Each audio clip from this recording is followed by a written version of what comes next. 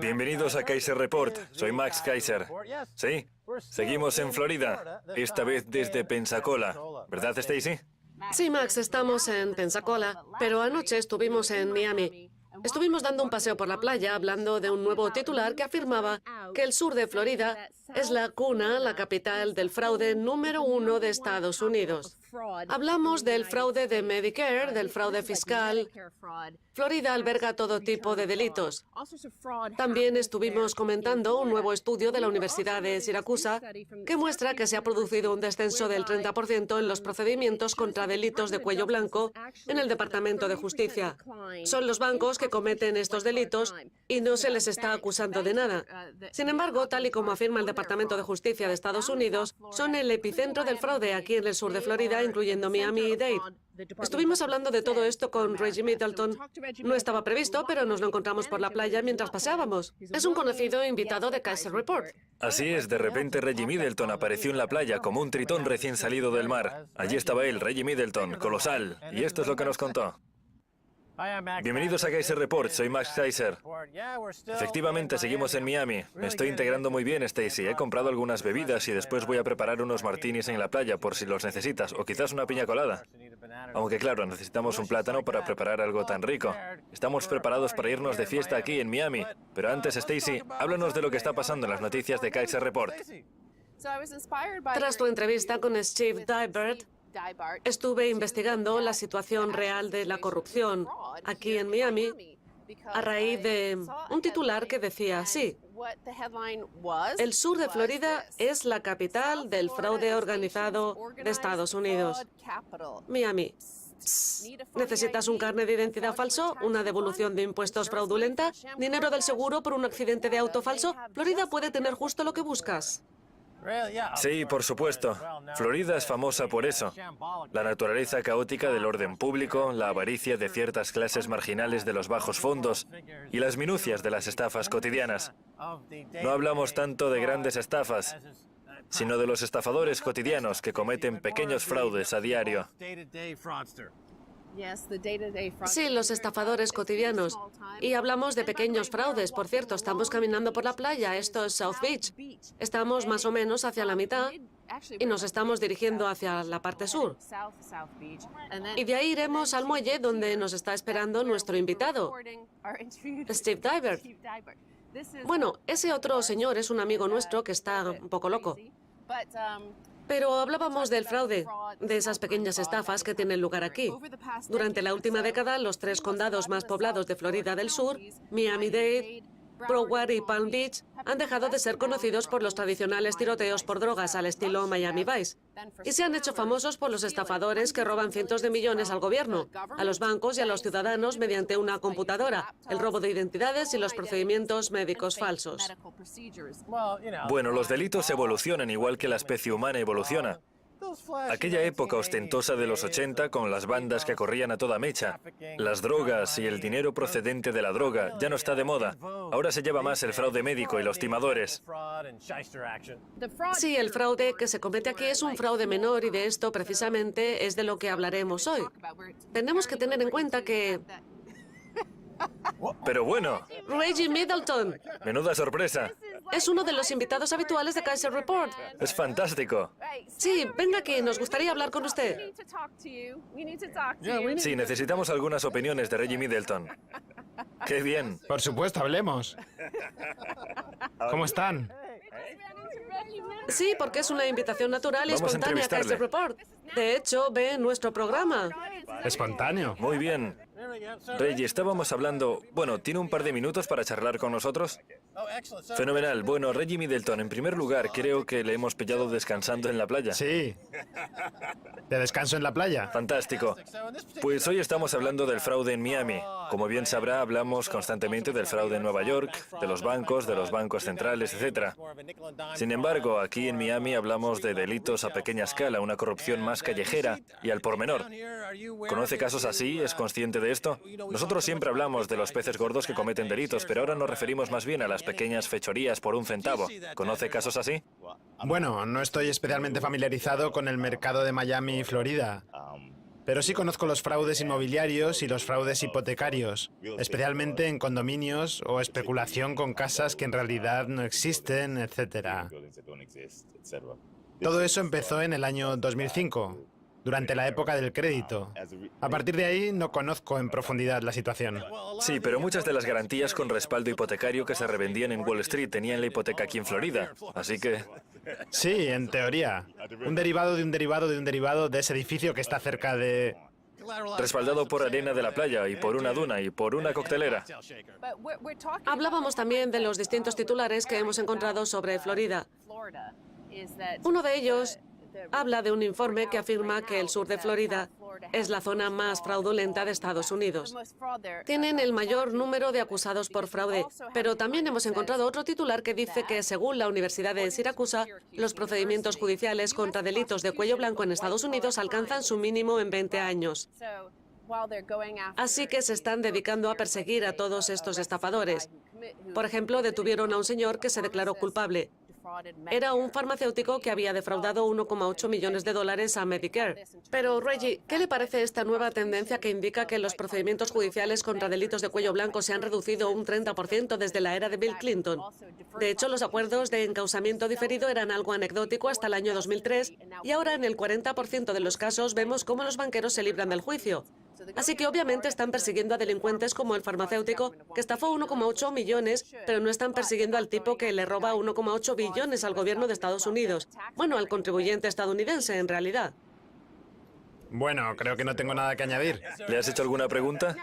Pensaba decir que no estaba de acuerdo con que Florida fuese la capital del fraude, pero... ¿Cree que su ciudad, Nueva York, es la capital? Sí, yo creo que es imbatible. Pero después de que lo haya explicado tan bien y se haya puesto el traje, no me caben dudas de que Florida puede estar detrás de todo esto. Sí, sí. Bien, como decíamos, esta zona es famosa desde los días de World Walk Empire en los años 20 y 30. En esa época llegaron los primeros timadores, los gánsteres, que se dedicaban a vender las ciénagas. Fueron un buen negocio. Sí, al final resultaron ser un buen negocio. Es como la apuesta de John Corsair. Como recordarán, hizo una buena apuesta con el dinero de MF Global, pero en el momento equivocado. Bueno, no era el dinero de MF Global, pero entiendo lo que quieres decir. Como estábamos diciendo, aquí tenemos el fraude de Medicare, el fraude de la seguridad social, el fraude de las declaraciones de impuestos falsas, etc. También defraudan al gobierno. De hecho, uno de los titulares era sobre viviendas sociales. Yo nunca he visto viviendas sociales aquí, pero al parecer tienen muchas viviendas para personas con bajos ingresos y que reciben dinero del gobierno. Dinero caliente, etc. Creo que unas 5 personas defraudaron al gobierno así. Y obviamente se tratará de calderilla con respecto a los grandes delitos.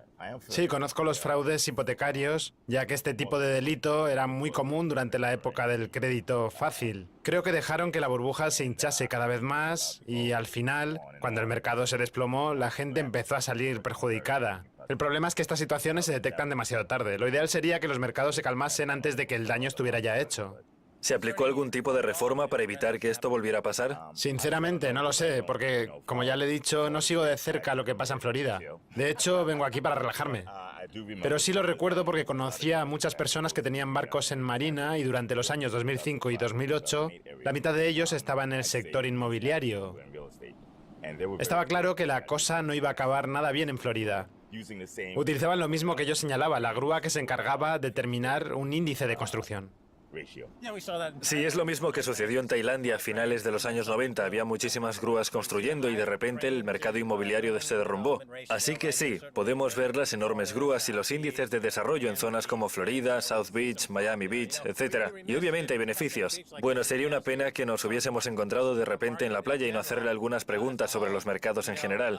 Como ya sabrá, mucha gente afirma que fijándonos en el Dow Jones, el índice S&P, etc., parece que nos acercamos al final de una era. Usted siempre ha tenido una opinión muy acertada durante todos estos años. ¿Qué opinión le merecen estas afirmaciones, Reggie Middleton? Siempre sucede lo mismo.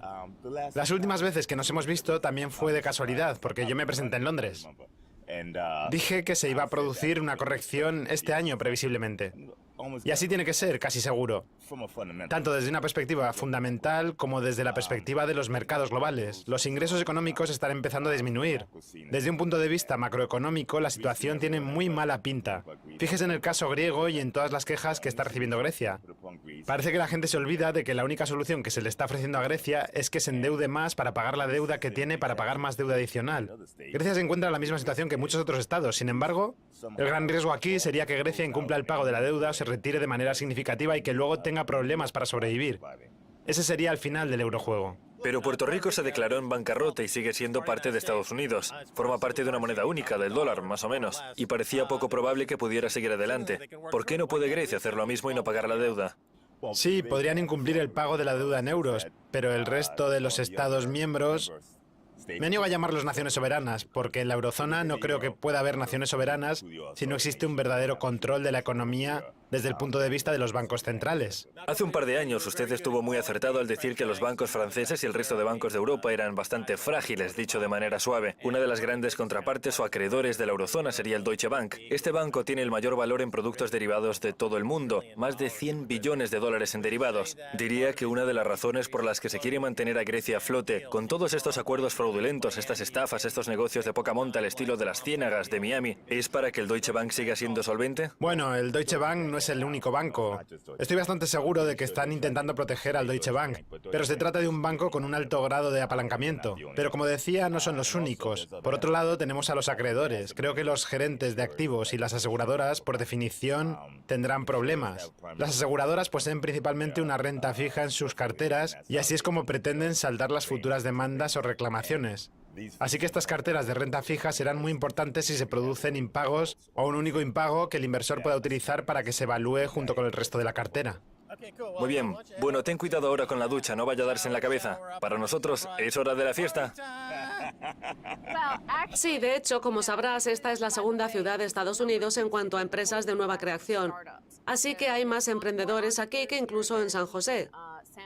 Este es un programa muy emprendedor. Cuando la gente no tiene trabajo, se les dice que tienen que buscarse uno y salir adelante. Esta es nuestra forma de emprender. Vamos a crear nuestra propia fiesta y a divertirnos. ¿Cómo era esa canción de Will Smith sobre Miami? Íbamos a hacer nuestra propia versión para la audiencia, pero al final creo que no va a ser así. Sí, mis dotes escénicas están un poco oxidadas en este momento. Y este fue nuestro encuentro con Reggie Middleton en la playa de Miami por la noche, cuando el sol se puso y seguíamos a 50 grados centígrados de temperatura. Creí que tenías un bicho ahí en la solapa. ¡Ah! Ah, yo también. No se pierdan la segunda parte, tenemos mucho más.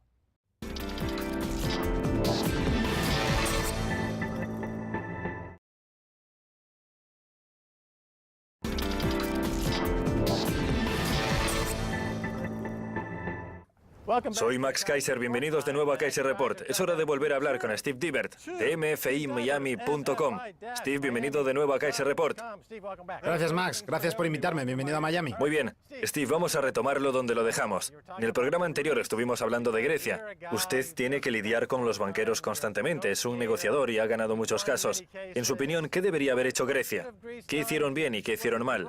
Su opinión, por favor. Yo no habría despedido a su ministro de Finanzas. Yanis Varoufakis. Así es, no lo habría despedido. Habría seguido contando con él y habría jugado al poli bueno, poli malo. Bueno, yo pensé que se trataba de una estrategia. Parecía que es lo que estaban haciendo. Estaban preparando una estrategia de tierra arrasada, avisando de que el país iba a estallar por los aires. Esto habría acabado con los acreedores, incluyendo el Deutsche Bank. Así es. Sí, de hecho estaban jugando con ventaja. Cierto. Y después celebraron un segundo referéndum que respaldó con un 60% de apoyo su oposición. El país le estaba entregando el resultado que buscaban para que fuesen y restregasen la papeleta a Angela Merkel por la cara. Pero después se tiraron al suelo y empezaron a llorar como auténticos bebés. ¿Por qué? No tengo ni idea.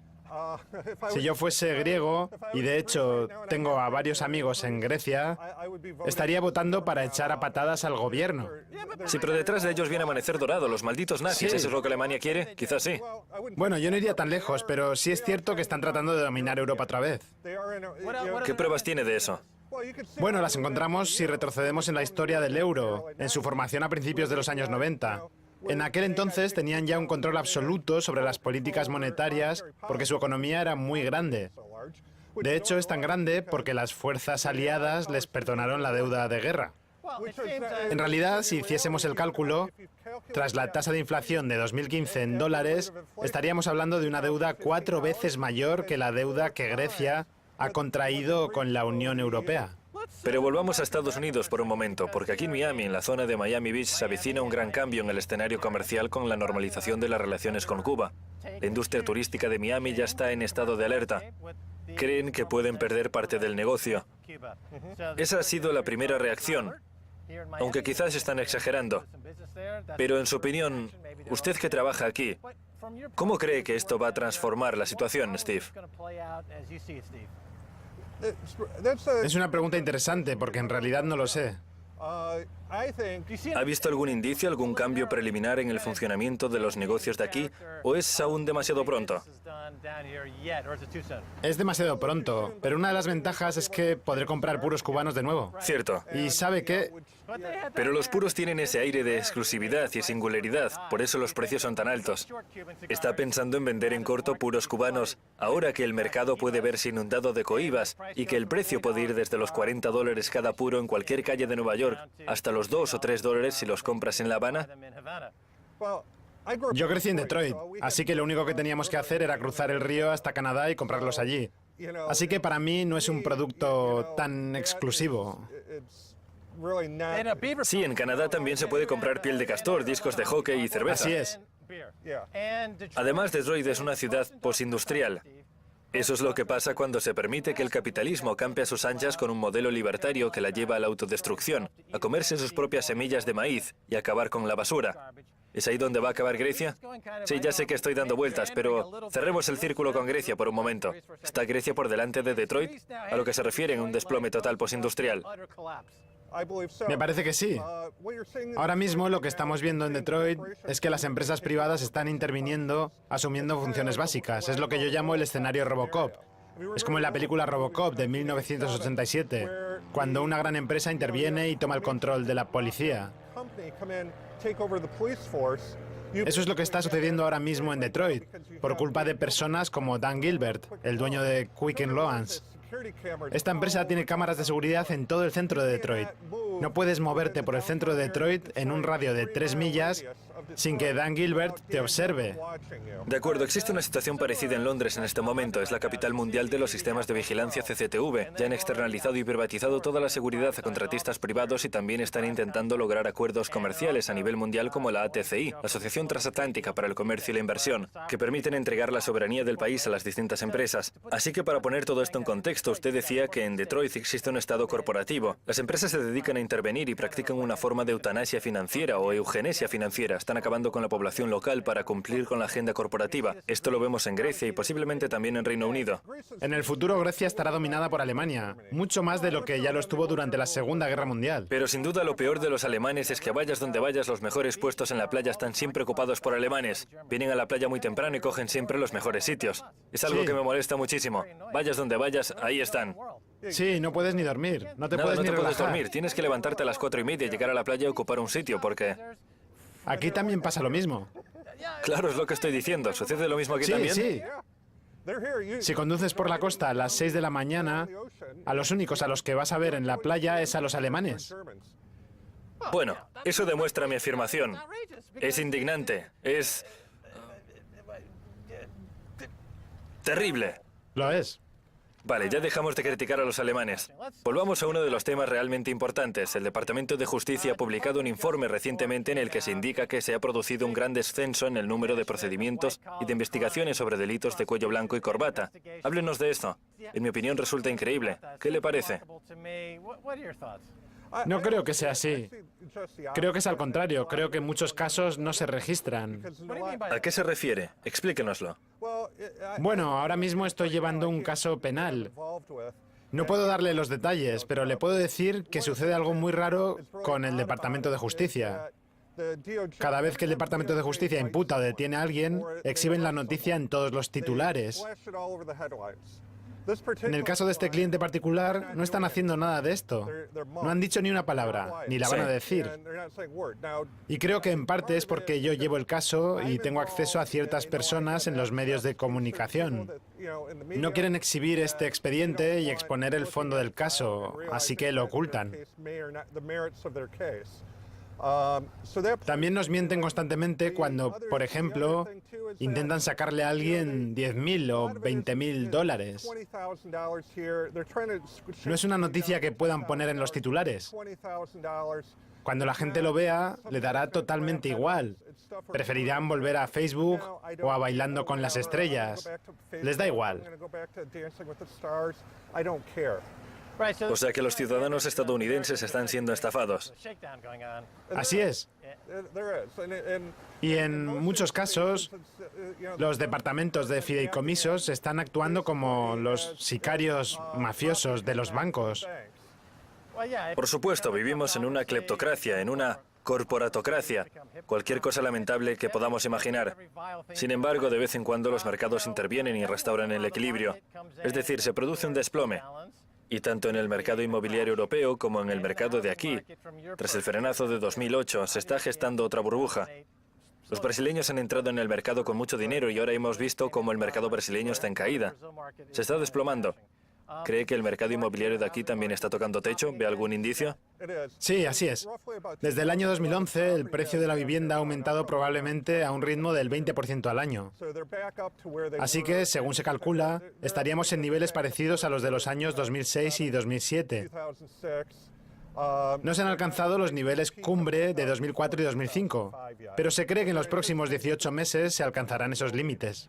Así que se avecina una nueva oleada de ejecuciones hipotecarias. Usted se dedica principalmente a este campo y ya trabaja a pleno gas en este momento. ¿Cómo podría aumentar el negocio, Steve?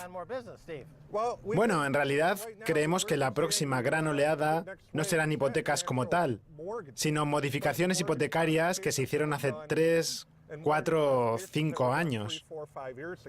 De acuerdo. Porque lo que sucedió entonces es que los bancos ofrecieron modificaciones a sus clientes, a los propietarios. Estos últimos pensaron, qué bien, vaya negocio, voy a pagar menos por la hipoteca. Pero no se dieron cuenta de que 5 años más tarde estos pagos iban a aumentar casi el doble. Y de que iban a estar más endeudados entonces de lo que lo estaban al aceptar la modificación. Extender y mentir. Y todo esto permite mantener unas tasas de interés extremadamente bajas en la Reserva Federal. Es un juego que dura ya bastante, ya que el mercado de bonos ha sido un mercado alcista durante casi 30 años. Pero los mercados no pueden seguir así eternamente, sino que llegarán a un punto de inflexión. Se producirá entonces una reanudación del restablecimiento de las principales tasas de interés. ¿Qué aumento en las tasas de interés provocaría una gran catástrofe en el mercado hipotecario de aquí? No haría falta una gran subida, ¿verdad? ¿Medio punto? Medio punto desencadenaría una enorme recesión.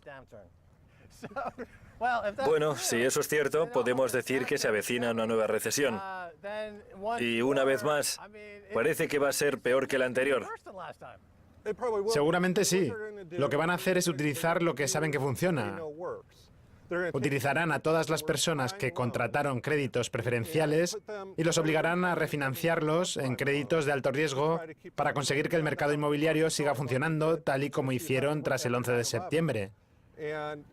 Y después, en 10 o 15 años, volverá a repetirse lo que sucedió en el 2008. Sí, por otro lado, imagino que las arcas del Estado no estarán en disposición de ofrecer ningún tipo de ayuda, ya que las arcas de las pensiones, las cuentas del Estado y los presupuestos municipales carecen de financiación insuficiente. Así que la situación financiera del Estado no es la más propicia. No, van a aplicar una especie de flexibilización cuantitativa que les permitirá dividir las ejecuciones hipotecarias de las viviendas ejecutadas con el único objetivo de aumentar el valor de la vivienda. ¿Van a dividir las ejecuciones hipotecarias para aumentar el valor de la vivienda? Sí, es lo que llevan haciendo desde hace 5 años. Para manipular los mercados. Para manipular los mercados, como por ejemplo sucede con Fannie Mae y Freddie Mac. Cuando se ejecuta una hipoteca se produce una devaluación de $100.000. Estas empresas conservan las hipotecas durante 1 año y medio o 2 años. Cuando por fin el valor de la vivienda aumenta, Fannie Mae y Freddie Mac poseen $50.000. Lo tenemos que dejar aquí, pero denunciaremos a Fannie Mae y Freddie Mac. Steve, gracias por estar en Kaiser Report. De acuerdo, Max, gracias por invitarme. Bien, esto es todo por hoy en Kaiser Report. Somos Max Kaiser y Stacy Herbert. Quiero agradecer su presencia a nuestro invitado, Steve Dilbert, de mfimiami.com. Si quieren contactar con nosotros, escríbanos un tuit a Kaiser Report. Hasta la próxima. Adiós.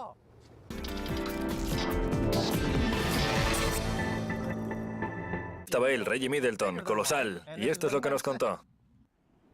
Bienvenidos a Kaiser Report, soy Max Kaiser.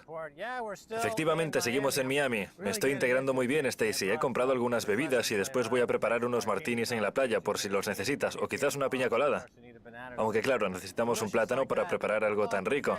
Estamos preparados para irnos de fiesta aquí en Miami. Pero antes, Stacy, háblanos de lo que está pasando en las noticias de Kaiser Report. Tras tu entrevista con Steve Dybert, estuve investigando la situación real de la corrupción aquí en Miami a raíz de un titular que decía así: delitos. También estuvimos comentando un nuevo estudio de la Universidad de Siracusa que muestra que se ha producido un descenso del 30% en los procedimientos contra delitos de cuello blanco en el Departamento de Justicia. Son los bancos que cometen estos delitos y no se les está acusando de nada. Sin embargo, tal y como afirma el Departamento de Justicia de Estados Unidos, son el epicentro del fraude aquí en el sur de Florida, incluyendo Miami y Dade. Estuvimos hablando de todo esto con Reggie Middleton. No estaba previsto, pero nos lo encontramos por la playa mientras paseábamos. Es un conocido invitado de Kaiser Report. Así es, de repente Reggie Middleton apareció en la playa como un tritón recién salido del mar. Allí El sur de Florida es la capital del fraude organizado de Estados Unidos. Miami. ¿Necesitas un carnet de identidad falso? ¿Una devolución de impuestos fraudulenta? ¿Dinero del seguro por un accidente de auto falso? Florida puede tener justo lo que buscas. Sí, por supuesto. Florida es famosa por eso. La naturaleza caótica del orden público, la avaricia de ciertas clases marginales de los bajos fondos y las minucias de las estafas cotidianas. No hablamos tanto de grandes estafas, sino de los estafadores cotidianos que cometen pequeños fraudes a diario.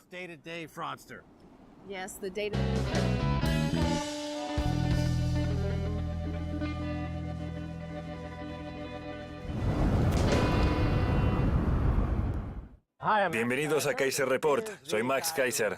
Sí, seguimos en Florida, esta vez desde Pensacola. ¿Verdad, Stacy? Sí, Max, estamos en Pensacola, pero anoche estuvimos en Miami.